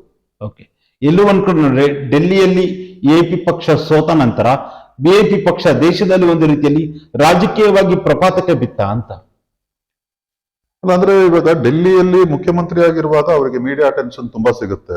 ಎಲ್ಲೋದ್ರೂ ಮೀಡಿಯಾದವರು ಹಿಂದೆ ಇರ್ತಾರೆ. ಈಗ ಮುಖ್ಯಮಂತ್ರಿ ಅಲ್ಲ, ಅವರು ಸ್ವಂತ ಸೀಟ್ ಕೂಡ ಸೋತಿದ್ದಾರೆ. ಹಾಗಾಗಿ ಅವರು ದೇಶಾದ್ಯಂತ ತಿರುಗಾಡಿ ಪಕ್ಷ ಸಂಘಟನೆಯನ್ನು ತುಂಬಾ ಚೆನ್ನಾಗಿ ಮಾಡ್ತಾ ಇದ್ದಾರೆ. ಅದೆಲ್ಲ ಮೀಡಿಯಾದಲ್ಲಿ ಬರೋದಿಲ್ಲ. ಅದೆಲ್ಲ ಮುಂಬರುವ ದಿನಗಳಲ್ಲಿ ನಮಗೆ ಗೊತ್ತಾಗುತ್ತೆ ಹೇಗೆ ಏನು ಅನ್ನೋದು. ಎಪಿ ಅನ್ನೋ ಪಕ್ಷ ಯಾವತ್ತು ಗೆಲ್ಲುತ್ತೆ ಅಂತ ಯಾರು ಅನ್ಕೊಂಡೇ ಇರಲಿಲ್ಲ. ಆತರ ಒಂದ್ ಪಕ್ಷ 3 ಬಾರಿ ಗೆಲ್ತು, ಯಾವ ತರ ಆಡಳಿತ ಮಾಡ್ಬೋದು ಅನ್ನೋದನ್ನ ತೋರಿಸ್ತು. ಪಂಜಾಬ್ ಅಲ್ಲಿ ಆಡಳಿತಕ್ಕೆ ಬಂತು, ಬೇರೆ ಒಂದೆರಡು ಸ್ಟೇಟ್ ಅಲ್ಲಿ ಸೀಟ್ಗಳನ್ನ ಗೆದ್ದಿದೆ, ಗೋವಾದಲ್ಲಿ ಗೆದ್ದಿದೆ, ಜಮ್ಮು ಅಲ್ಲಿ ಗೆದ್ದಿದೆ. ಹಾಗೆ ಒಂದು ನ್ಯಾಷನಲ್ ಪಾರ್ಟಿ ಅಂತ ಹೇಳಿದ್ರೆ ಇವತ್ತು ಇಂಡಿಯಾದಲ್ಲಿ 4 ಇರೋದು, ಅದ್ರಲ್ಲಿ ಒಂದು ಎಪಿ. ಕೆಲವೊಂದ್ ಕಡೆ ನೋಡಿದ್ರೆ ಪಂಜಾಬ್ ಅನ್ನ ಹೊರತುಪಡಿಸಿದ್ರೆ ಈಗ ಎಪಿಗೆಲ್ಲೂ ಕೂಡ ಅಸ್ತಿತ್ವ ಸರಿಯಾಗಿ ಸಿಗ್ತಾ ಇಲ್ಲ ಅನ್ನೋ ಮಾತಿದೆ, ಹೌದಾ? ಹೇಳಕ್ಕಾಗಲ್ಲ. ಒಂದೊಂದ್ ಕಡೆ ಒಂದೊಂದು ರೀತಿಯ ಸಮಸ್ಯೆಗಳು ಇದೆ. ಮತ್ತೆ ಹೊಸ ಒಂದು ಪಕ್ಷನ ಸಂಘಟನೆ ಮಾಡ್ಕೊಂಡ್ ಬರೋದು ತುಂಬಾ ಕಷ್ಟ ಇದೆ. ಬಟ್ ಏನಂದ್ರೆ ಇವತ್ತು ಬಿಜೆಪಿ ಇವಾಗ 3ನೇ ಟರ್ಮ್ ಕೇಂದ್ರದಲ್ಲಿ ಗೆದ್ದಿದೆ. 12 ವರ್ಷ ಆಗಿದೆ. 12 ವರ್ಷ ಆಗಿದೆ. ಹೌದು, ಬಿಜೆಪಿ ಹುಟ್ಟಿದ್ದು 1983 ಆ ಟೈಮಲ್ಲಿ ಹುಟ್ಟಿದ್ದು. ಸೊ ಬಿಜೆಪಿಯ ಬೆಳವಣಿಗೆ ನೋಡಿದ್ರೆ ನಮ್ಮ ಪಕ್ಷ ಅದರ 10 ಪಟ್ಟು ವೇಗದಲ್ಲಿ ಬೆಳೀತಾ ಇದೆ. ಕೆಲವೊಂದು ಸ್ಟೇಟ್ ಅಲ್ಲಿ ತೊಂದರೆಗಳಾಗುತ್ತೆ. ಇವಾಗ ಬಿಜೆಪಿ ಇಷ್ಟು ವರ್ಷ ಆದ್ರೂ ಕೂಡ ಕೇರಳದಲ್ಲಿ ಅವರಿಗೆ ಒಳ್ಳೆ ಒಂದು ಸೀಟ್ಗಳನ್ನ ತಗೊಳ್ಳಿಕ್ಕೆ ಅವರಿಗೆ ಆಗಿಲ್ಲ, ತಮಿಳುನಾಡಿನಲ್ಲಿ ಆಗಿಲ್ಲ. ಹಾಗೆ ಕೆಲವೊಂದು ಸ್ಟೇಟ್ಸ್ ಆತರ ಇರುತ್ತೆ, ಅವ್ರದೇ ರಾಜಕೀಯ ರೀತಿಗಳು ಬೇರೆ ತರ ಇರುತ್ತೆ. ಬಟ್ ಕರ್ನಾಟಕದಲ್ಲಿ ಒಳ್ಳೆ ಒಂದು ಸ್ಕೋಪ್ ಇದೆ ಎಪಿಗೆ. ಇರೋದು 2 ನ್ಯಾಷನಲ್ ಪಾರ್ಟಿ ಇದೆ, ಬಿಜೆಪಿ ಮತ್ತೆ ಕಾಂಗ್ರೆಸ್ ಇದೆ. ಆಡಳಿತ ಎರಡರದ್ದು ನಮ್ಮ ಜನಗಳು ನೋಡಿದ್ದಾರೆ, ಬೇಸತ್ತೋಗಿದ್ದಾರೆ. ನಮಗೆ ಒಳ್ಳೆ ಒಂದು ಅವಕಾಶ ಇದೆ. ಅದನ್ನ ಯಾವ ತರ ನಾವು ಕ್ಯಾಪಿಟಲೈಸ್ ಮಾಡ್ತೀವಿ ಅನ್ನೋದು ನಮ್ಮ ಎಬಿಲಿಟಿ ಮೇಲೆ ಬಿಟ್ಟಿದ್ದು. ಅಂದ್ರೆ ಎಪಿ ಪಕ್ಷದಿಂದ ಆ ಮುಂದಿನ ದಿನಗಳಲ್ಲಿ ಕರ್ನಾಟಕದ ನಿಮ್ಮ ಸಂಘಟನೆ ಎಪಿ ಪಕ್ಷದಿಂದ ಏನ್ ನಿರೀಕ್ಷೆ ಮಾಡ್ಬೋದು? ಎಪಿ ಈಗ ಹೊಸದಾಗಿ ತುಂಬಾ ಜನರಿಗೆ ಪೋಸ್ಟ್ ಎಲ್ಲ ಕೊಟ್ಟಿದ್ದಾರೆ. ನಾನು ಕೂಡ 2012ರಲ್ಲಿ ಪಕ್ಷ ಸೇರ್ಪಡೆ ಆಗಿದ್ದು. ಈಗ ಕಳೆದ ವರ್ಷ ನನಗೆ ಈ ರಾಜ್ಯ ಮಟ್ಟದಲ್ಲಿ ಈ ತರ ಒಂದು ಹುದ್ದೆಯನ್ನು ಕೊಟ್ಟಿದ್ದಾರೆ, ಯುವ ಘಟಕದ ಉಪಾಧ್ಯಕ್ಷ ಅನ್ನೋ ಒಂದು ಹುದ್ದೆಯನ್ನು ಕೊಟ್ಟಿದ್ದಾರೆ. ಉಡುಪಿ ಮತ್ತೆ ದಕ್ಷಿಣ ಕನ್ನಡ ಜಿಲ್ಲೆಯ ಇನ್ಚಾರ್ಜ್ ಮಾಡಿದ್ದಾರೆ. ಮಧ್ಯ ಅಲ್ಲಿ ಹೋಗ್ತಾ ಇದ್ದೀನಿ, ವಿಸಿಟ್ಸ್ ಮಾಡ್ತಾ ಇದ್ದೀನಿ. ಸೊ ಅಲ್ಲಿ ಆರ್ಗನೈಸೇಷನ್ ಸ್ಟ್ರಕ್ಚರ್, ಯುವ ಘಟಕದೊಂದು ಸ್ಟ್ರಕ್ಚರ್ ನ ಬಿಲ್ಡ್ ಮಾಡ್ಲಿಕ್ಕೆ ಹೇಳಿದ್ದಾರೆ. 2 ವರ್ಷ ಟೈಮ್ ಕೊಟ್ಟಿದ್ದಾರೆ ನನಗೆ. ಮಧ್ಯ ಹೋಗೋದು, ಸೂಕ್ತವಾದ ವ್ಯಕ್ತಿಗಳನ್ನ ಸೂಕ್ತವಾದ ಸ್ಥಾನದಲ್ಲಿ ಕರ್ಕೊಂಡ್ಬಂದು ಕೂರಿಸುವಂತ ಒಂದು ಜವಾಬ್ದಾರಿಯನ್ನು ಈಗ ಕೊಟ್ಟಿದ್ದಾರೆ. ಮತ್ತೆ ಜನಗಳ ಒಂದು ಮೂವ್ಮೆಂಟ್ ಯಾವ ತರ ಇರುತ್ತೆ ಅಂತ ನಮಗೆ ಹೇಳಕ್ಕಾಗಲ್ಲ. ಯಾವತ್ತಾದ್ರು ಒಂದಿನ ಜನಗಳಿಗೆ ಅನ್ಸುತ್ತೆ 2 ಪಕ್ಷ ಬೇಡ, ಅವಾಗ ನಮ್ಮ ಸಂಘಟನೆ ಸರಿಯಾಗಿರ್ಬೇಕು. ಆರ್ಗನೈಸೇಷನ್ ಸ್ಟ್ರಕ್ಚರ್ ಅನ್ನೋದು ಎಲ್ಲಾ ಕಡೆ ಇದ್ರೆ ಆ ಟೈಮಲ್ಲಿ ನಮಗೆ ಆ ಒಂದು ಜನಗಳದ್ದು ಮೂಡನ್ನ ಕ್ಯಾಪ್ಚರ್ ಮಾಡಿ ಓಟ್ಗಳಾಗಿ ಅದು ಪರಿವರ್ತನೆ ಆಗಿ ಗೆಲ್ಲುವಂತ ಸಾಧ್ಯತೆಗಳು ಹೆಚ್ಚಾಗುತ್ತೆ. ಇದು ಡೆಲ್ಲಿ ವಿಚಾರ ತಗೊಂಡ್ರೆ, ಡೆಲ್ಲಿಯಲ್ಲಿ ಆಮ್ ಆದ್ಮಿ ಪಕ್ಷ ಅಧಿಕಾರದಲ್ಲಿದ್ದ ಸಂದರ್ಭದಲ್ಲಿ ದೇಶಾದ್ಯಂತ ಸದ್ದನ ಮಾಡ್ತಾ ಇತ್ತು. ಸಣ್ಣ ವಿಚಾರಗಳು ಕೂಡ ದೊಡ್ಡ ಮಟ್ಟದಲ್ಲಿ ಸದ್ದನ ಮಾಡ್ತಾ ಇತ್ತು. ಎಪಿ ಪಕ್ಷವು ಕೂಡ ಅಧಿಕಾರವನ್ನ ಕಳೆದುಕೊಳ್ಳುತ್ತೆ. ಕೇಜ್ರಿವಾಲ್ ಅವರು ಕೂಡ ಸ್ವತಃ ತಮ್ಮ ಕ್ಷೇತ್ರದಲ್ಲಿ ಸೋಲನ್ನ ಕಾಣ್ತಾರೆ. ಇಂತಹ ಸಂದರ್ಭದಲ್ಲಿ ಕೇಜ್ರಿವಾಲ್ ಅವರ ರಾಜಕೀಯ ಭವಿಷ್ಯ ಮುಗಿತಾ ಅಂತ ಅನ್ಸಲ್ವಾ? ಕೇಜ್ರಿವಾಲ್ ಅವರ ರಾಜಕೀಯ ಭವಿಷ್ಯ ಮುಗಿದ್ರೂ ಪಕ್ಷದ ಭವಿಷ್ಯ ಅಲ್ಲಿಗೆ ಮುಗಿಯಲ್ಲ.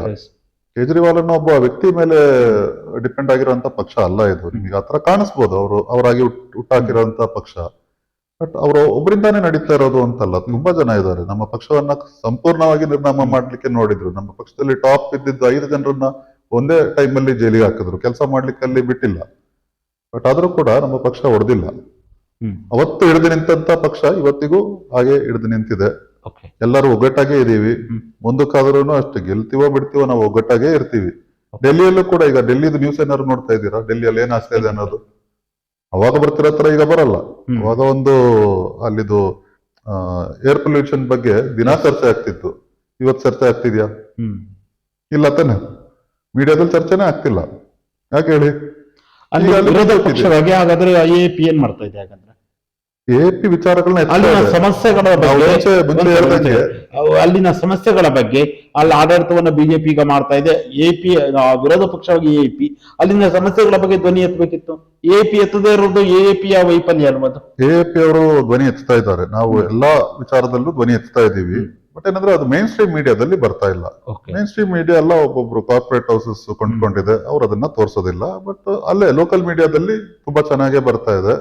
ಅದರ ಪರಿಣಾಮ ನಮಗೆ ನೆಕ್ಸ್ಟ್ ಎಲೆಕ್ಷನ್ ಅಲ್ಲಿ ಗೊತ್ತಾಗುತ್ತೆ. ಜನಗಳಾಗ್ಲೇ ಮಾತಾಡ್ತಾ ಇದಾರೆ, ನೀರು ಬರ್ತಾ ಇಲ್ಲ ಸರಿಯಾಗಿ, ಪವರ್ ಕಟ್ಗಳು ಶುರುವಾಗಿದೆ, ಆ ತರ ವಿಚಾರಗಳೆಲ್ಲ ಬರ್ತಾ ಇದೆ. ಒಂದೊಂದು ಬಿಲ್ಡಿಂಗ್ಗಳು, ಟನಲ್ಗಳು, ಬ್ರಿಡ್ಜ್ಗಳು ಕಟ್ಟಿದ್ದು ಒಂದು ಇನಾಗ್ರೇಷನ್ ಗಿಂತ ಮುಂಚೆ ಬಿದ್ದೋಗ್ತಾ ಇದೆ. ಆ ತರದೆಲ್ಲ ಸಮಸ್ಯೆಗಳು ಕಾಣ್ತಾ ಇದೆ. ಏರ್ ಪೊಲ್ಯೂಷನ್ ಏನು ಕಮ್ಮಿ ಆಗಿಲ್ಲ. ಬಟ್ ಅದ್ರ ಬಗ್ಗೆ ಎಲ್ಲ ಚರ್ಚೆ ಈಗ ಮೇನ್ ಸ್ಟ್ರೀಮ್ ಮೀಡಿಯಾದಲ್ಲಿ ನಡೀತಾ ಇಲ್ಲ.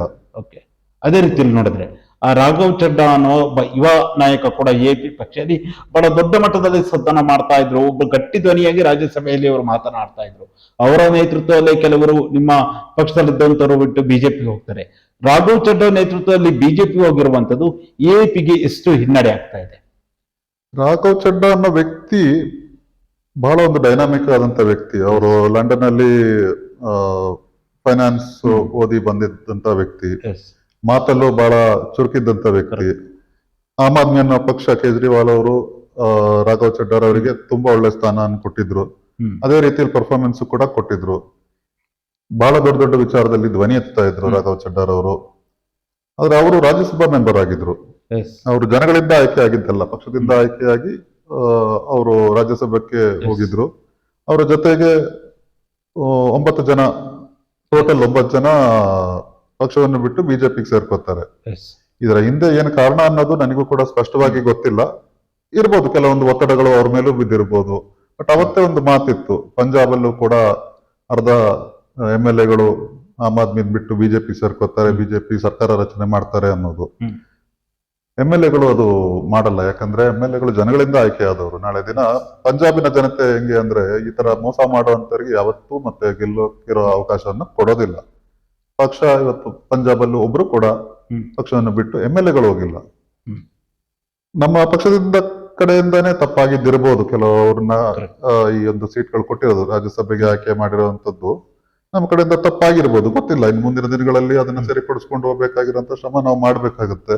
ಓಕೆ, ಅಂದ್ರೆ ಪಕ್ಷದಲ್ಲಿ ಗಟ್ಟಿ ಧ್ವನಿಯಾಗಿದ್ದಂತ ನಾಯಕರುಗಳಾಗಿರ್ಬೋದು, ಯುವಕರನ್ನ ಆಗಿರ್ಬೋದು, ಕೆಲವು ಪ್ರಮುಖ ನಾಯಕರುಗಳನ್ನ ಪಕ್ಷದಲ್ಲಿ ಉಳಿಸಿಕೊಳ್ಳುವಲ್ಲಿ, ಕೆಲ ನಾಯಕರುಗಳನ್ನ ಪಕ್ಷದಲ್ಲಿ ಉಳಿಸಿಕೊಳ್ಳುವಲ್ಲಿ ಎಪಿ ವಿಫಲವಾಗ್ತಾ ಇದೆ. ಕೆಲವೊಂದು ವಿಚಾರದಲ್ಲಿ ಇರಬಹುದು. ಅಂದ್ರೆ ನಮ್ಮ ಪಕ್ಷ ಬಹಳ ಸಿದ್ಧಾಂತಗಳ ಮೇಲೆ ಹೋಗುವಂತ ಪಕ್ಷ. ನಮ್ಮಲ್ಲಿ ಇರುವಂತ ಬಹುತೇಕ ಜನರು ಬಹಳ ಸ್ಟ್ರಿಕ್ಟ್ ಆಗಿ ಇರುವಂತ ಜನಗಳು ಇರೋದು. ಕೆಲವರು ಬಹುತೇಕರು ಪಕ್ಷದಿಂದ ಬಿಟ್ಟೋಗಿರೋದು ಕಾರಣ, ಸಣ್ಣ ಪುಟ್ಟ ಕಾರಣದಿಂದ ಬಿಟ್ಟೋಗಿದ್ದಾರೆ. ನಾನು ಈ ಮೇನ್ ಲೀಡರ್ಸ್ ಇಂದಲ್ಲ ಹೇಳ್ತಾ ಇರೋದು. ಸಾಮಾನ್ಯ ಕಾರ್ಯಕರ್ತರಲ್ಲಿ ಇಲ್ಲ, ಸಣ್ಣ ಪುಟ್ಟ ಪೋಸ್ಟ್ ಅಲ್ಲಿರೋರು ಬಹಳ ಸಣ್ಣ ವಿಚಾರದಲ್ಲಿ ನೋವು ಮಾಡಿಕೊಂಡು ದೂರ ನಿಂತವರಿದ್ದಾರೆ. ಆದ್ರೆ ನಮ್ಮ ಪಕ್ಷದಿಂದ ಬಿಟ್ಟು ದೂರ ಹೋದವರು 95% ಹೆಚ್ಚು ಜನ ನ್ಯೂಟ್ರಲ್ ಆಗೇ ಇದ್ದಾರೆ. ಬಿಟ್ರೆ ಈಗಲೂ ನಮ್ಮ ಪಕ್ಷಕ್ಕೆ ಬೆಂಬಲ ಕೊಡ್ತಾರೆ, ನಮ್ಮ ಪಕ್ಷಕ್ಕೆ ವೋಟ್ ಮಾಡ್ತಾರೆ. ಬಿಟ್ರೆ ಬೇರೆ ಪಕ್ಷಗಳಿಗೆ ಸೇರದೆ ಇರುವಂತವ್ರು ಇದ್ದಾರೆ. ಮತ್ತೆ ಹೊಸ ಒಂದು ಪಕ್ಷ ಆಗಿರೋದ್ರಿಂದ ಇವಾಗ ನಾರ್ತ್ ಅಲ್ಲೆಲ್ಲ ಈಗ ದೊಡ್ಡ ಪಕ್ಷ ಆಗಿದೆ, ಡೆಲ್ಲಿ ಮತ್ತೆ ಪಂಜಾಬ್ ಅಲ್ಲಿ. ನಮ್ಮಲ್ಲೆಲ್ಲ ಈಗ ಏನಂದ್ರೆ ಆಮ್ ಆದ್ಮಿ ಅನ್ನೋ ಒಂದು ಪಕ್ಷ ಹೊಸ ನಾಯಕರಿಗೆ ಒಂದು ಅವಕಾಶ ಕೊಟ್ಟಂಗೆ. ಅವ್ರು ಬರ್ತಾರೆ, ಪಕ್ಷ ಸೇರ್ಕೋತಾರೆ, ಸ್ವಲ್ಪ ಒಂದು ಹೆಸರು ಮಾಡ್ಕೋತಾರೆ, ಆಮೇಲೆ ಮತ್ತೆ ಬೇರೆ ಪಕ್ಷಕ್ಕೆ ಹೋಗಿ ಸೇರುವಂತದ್ದು ಕೂಡ ಆಗಿದೆ. ಅದ್ರಲ್ಲೂ ತಪ್ಪೇನಿಲ್ಲ. ಅದನ್ನ ಇವಾಗ ಒಬ್ಬೊಬ್ಬರಿಗೆ ಒಂದೊಂದು ಗುರಿಗಳಿರುತ್ತೆ. ಅದೇ ರೀತಿ ನೋಡ್ರೆ ಕರ್ನಾಟಕ ರಾಜ್ಯದಲ್ಲಿ ಮುಂದಿನ ದಿನಗಳಲ್ಲಿ ಎಪಿ ಪಕ್ಷ ಸದೃಢವಾಗಿ ಬೆಳೆಯಲು ಕರ್ನಾಟಕದಲ್ಲಿ ಸಾಧ್ಯ ಇದೆಯಾ? ಕರ್ನಾಟಕದಲ್ಲಿ ಖಂಡಿತವಾಗ್ಲೂ ಸಾಧ್ಯ ಇದೆ. ನೀವು ನೋಡಿದಂಗೆ ಸುಮಾರು ವರ್ಷಗಳಿಂದ ಕಾಂಗ್ರೆಸ್, ಬಿಜೆಪಿ, JDS ಆಡಳಿತ ಮಾಡ್ಕೊಂಡು ಬಂದಿದೆ. ಆಡಳಿತ ವ್ಯವಸ್ಥೆ ತುಂಬಾ ಕೆಟ್ಟ ರೀತಿಯಲ್ಲಿ ನಡೀತಾ ಇದೆ.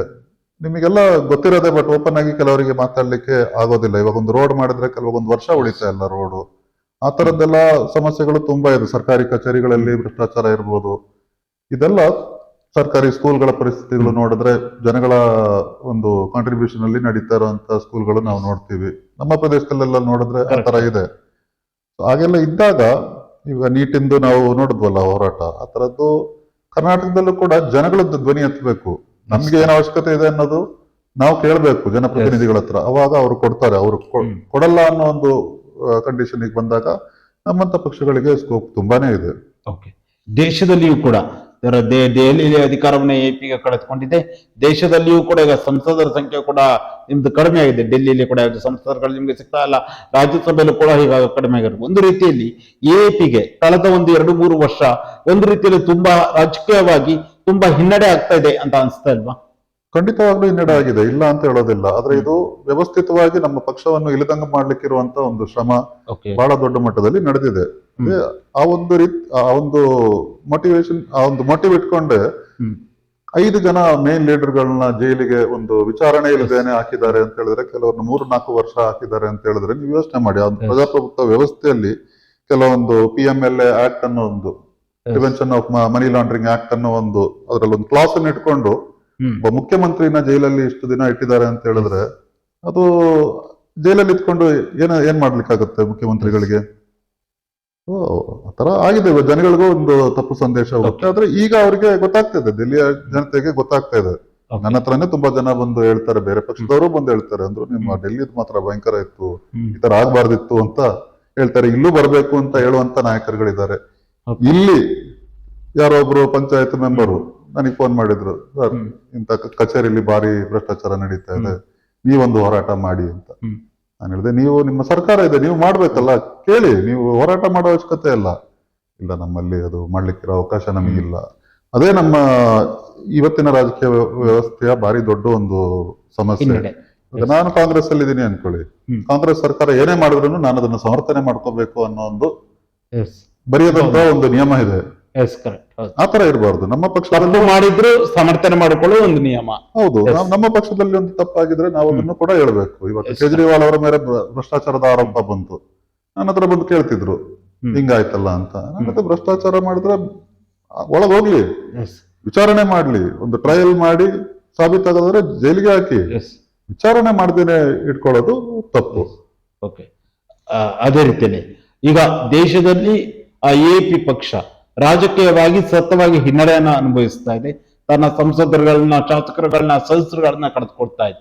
ಇಂತಹ ಸಂದರ್ಭದಲ್ಲಿ ಮುಂದಿನ ದಿನಗಳಲ್ಲಿ ಪುನಃ ಎಪಿ ಪಕ್ಷ ದೇಶದಲ್ಲಿ ಪುನಃ ತನ್ನ ಶಕ್ತಿಯನ್ನ ಸ್ಥಾಪನೆ ಮಾಡಿಕೊಂಡು ಪುನಃ ರಾಜ್ಯದಲ್ಲಿ, ದೇಶದಲ್ಲಿ ಆಕ್ಟಿವ್ ಆಗಿ ಅಥವಾ ರಾಜಕೀಯವಾಗಿ ಇನ್ನಷ್ಟು ಮುನ್ನೆಲೆಗೆ ಬರಲು ಸಾಧ್ಯ ಇದೆಯಾ? ಖಂಡಿತವಾಗ್ಲೂ ಸಾಧ್ಯ ಇದೆ. ಒಂದು ರಾಜಕೀಯ ಪಕ್ಷ ಅಂದ್ರೆ ಪ್ರತಿ ಎಲೆಕ್ಷನ್ ಗೆಲ್ತಾನೆ ಹೋಗ್ಬೇಕು ಅಂತೇನಿಲ್ಲ. ಈಗ ಕರ್ನಾಟಕದಲ್ಲಿ ನೋಡಿದ್ರೆ ಕಳೆದ ಬಾರಿ ಬಿಜೆಪಿ ರೂಲಿಂಗ್ ಅಲ್ಲಿ ಇತ್ತು, ಈ ಸತಿ ಕಾಂಗ್ರೆಸ್ ಅಲ್ಲಿದೆ. ಈಗ ಬಿಜೆಪಿ ನಾಳೆ ಇಲ್ದಂಗ ಆಗ್ಬಿಡ್ತು ಅಂತ ನಮ್ಗೆ ಹೇಳಕ್ಕಾಗಲ್ಲ. ಈಗಲೂ ಅವರ ಕಾರ್ಯಕರ್ತರು ಇದ್ದಾರೆ, ನಾಳೆ ಆ ಪಕ್ಷವನ್ನು ಗೆಲ್ಲಿಸಬೇಕು ಅನ್ನೋ ಉದ್ದೇಶದಲ್ಲಿ ಕೆಲಸ ಮಾಡುವಂತವ್ರು ಇದ್ದಾರೆ, ನಾಯಕರುಗಳಿದ್ದಾರೆ. ಹಾಗೆ ಹಿನ್ನಡೆಗಳು ಇರುತ್ತೆ. ರಾಜಕೀಯ ಅಂದ್ರೆ ವರ್ಷಾನುಗಟ್ಲೆ ಒಂದೇ ಪಕ್ಷ ಆಡಳಿತ ಮಾಡುವಂತದ್ದಲ್ಲ. ಮತ್ತೆ ಜನಗಳಿಗೆ ಏನಂದ್ರೆ ಒಂದು 2-3 ಟರ್ಮ್ ಆಗುವಾಗ ಒಂದು ಆಂಟಿ ಇನ್ಕಮೆನ್ಸಿ ಅನ್ನೋದು ಬಂದ್ಬಿಡುತ್ತೆ. ಅದರಿಂದಾನು ಇರ್ಬೋದು. ಮತ್ತೆ ಮಿಸ್ಇನ್ಫಾರ್ಮೇಶನ್, ಈಗ ಈ ತರ ಕ್ಯಾಂಪೇನ್ಗಳು ಮಾಡಿ ನಮ್ಮ ಪಕ್ಷದ ಹೆಸರನ್ನು ಹಾಳು ಮಾಡುವಂತ ಒಂದು ಶ್ರಮ ಕೂಡ ನಡೆದಿತ್ತು. ಈಗ ಜನಗಳಿಗೆ ಗೊತ್ತಾಗ್ತಾ ಇದೆ, ಡೆಲ್ಲಿಯ ಜನಗಳಿಗೆ ಹೇಗಿತ್ತು ನಮ್ಮ ಪಕ್ಷ, ಈಗ ಯಾವ ತರ ಇದೆ ಅನ್ನೋದು ವ್ಯತ್ಯಾಸ ಸ್ಪಷ್ಟವಾಗಿ ಕಾಣುತ್ತೆ. ಈ ಮುಂದಕ್ಕೆ ಖಂಡಿತವಾಗ್ಲೂ ಸ್ಕೋಪ್ ಇದೆ. ನಿತಿನ್ ಅವರೇ, ಕೊನೆಯದಾಗಿ ಈಗ ನಿಮ್ಮ ಪಕ್ಷ ಸಂಘಟನಾ ವಿಚಾರಗಳಾಗಿರ್ಬೋದು, ಪ್ರಸ್ತುತ ನಡೀತಿರುವಂತಹ ವಿಚಾರದ ಕುರಿತಾಗಿ ಒಬ್ಬ ಯುವ ಘಟಕದ ರಾಜ್ಯ ಉಪಾಧ್ಯಕ್ಷರಾಗಿ ಕೊನೆಯದಾಗಿ ಏನ್ ಹೇಳಕ್ ಬಯಸ್ತೀರಾ? ನಾನು ಯುವ ಘಟಕದಲ್ಲಿ ಇರೋದ್ರಿಂದ ನಾನು ಹೇಳೋದೇನಂದ್ರೆ, ಈಗ ನಮ್ಮ ದೇಶದಲ್ಲಿ ಅಥವಾ ನಮ್ಮ ಕರ್ನಾಟಕದಲ್ಲಿ ಯುವಕರು ಫೇಸ್ ಮಾಡ್ತಾ ಇರೋಂಥ ಎಲ್ಲದಕ್ಕಿಂತ ದೊಡ್ಡ ಸಮಸ್ಯೆ ಅಂದ್ರೆ ಅವರು ಓದಿರೋ